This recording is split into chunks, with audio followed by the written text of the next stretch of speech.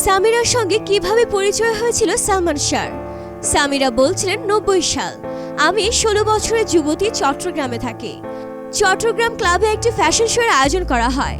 সেখানে সালমান আমাকে প্রথম দেখে। তারপর মলি খালাকে নিয়ে আমার সঙ্গে পরিচিত হতে আসে। মলি খালাকে আমি চিনতাম। পরিচয়ের প্রথম কথাতেই সালমান আমাকে বিয়ের প্রস্তাব দিয়ে বলে উঠল, তুমি তো খুব সুন্দর, আমার বউ তুমি। এই শুনে আমি লজ্জায় লাল, ভাবলাম পাগল। মলি খালা আমাকে আশ্বস্ত করলেন যে ভয় পেও না, ও তোমাকে ভড়কে দিয়েছে, খুব দুষ্টু ছেলে। আমি পাত্তা না দিয়ে চলে আসি। কিন্তু পরদিন সকালে সালমান আমাকে রক্ত দিয়ে একটি চিঠি লেখে। আমি অবাক হয়েছিলাম। বিকেলে আসে ফোন। মলি খালার কাছ থেকে ফোন নাম্বার নিয়েছিল। আমি কথা বলতে চাইনি, কিন্তু সে কথা বলবেই। এভাবেই কথার শুরু। তিনি বলেন, এরপর কেটে যায় মাস 4। টুকটাক কথা হতো। ওই বছরের অক্টোবরে 17 তারিখে সালমানের সঙ্গে প্রেম করতে রাজি হই আমি। এরপর থেকে সালমান শাহ প্রতি মাসে 17 তারিখ আমাকে ফুল দিত। এমন প্রেমিক কোথায় পাবো আমি? তখন সালমান শাহ টুকটাক নাটক করত। ব্যস্ততা বাড়ছে, তবুও ব্যস্ততার মাঝে ফুল দিতে একটা দিনও ভুল হতো না, দেরি হতো না। আমাকে নিয়ে ওর পাগলামি ছিল অন্য লেভেলের।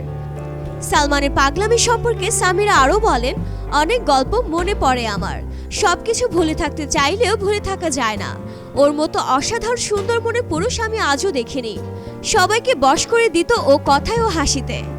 আমি যদি কখনো রাগ করেছি তো কতভাবে যে মান ভাঙাতো। আর সব আইডিয়া ছিল ইউনিক। সবখানেই ছিল রুচিশীল আর স্মার্ট একটা মানুষ। একবার মন খারাপ আমার। মন ভালো করতে বিবাহ বার্ষিকীতে সালমান আমার জন্য প্লেন ভাড়া করেছিল। এই ছিল পাগলামি। আরেকটা কথা মনে পড়ে। এইসব কথা বলতে গেলে অনেক কথা বেরিয়ে আসে। সালমান শাহর আত্মহত্যার প্রতি ঝোঁক ছিল। মৃত্যুর আগে সে আরও 2 বার আত্মহত্যা করার চেষ্টা করেছে।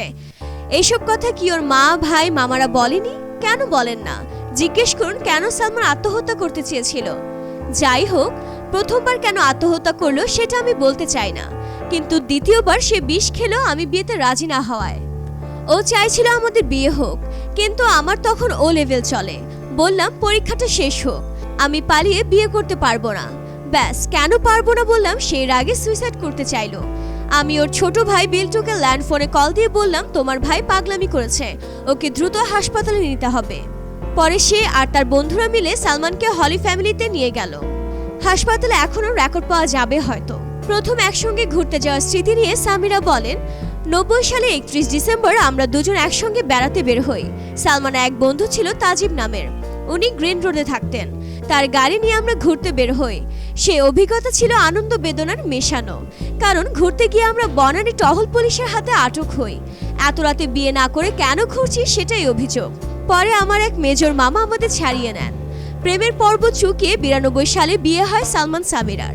সে বিয়েতে মত ছিল না সামিরার পরিবারের।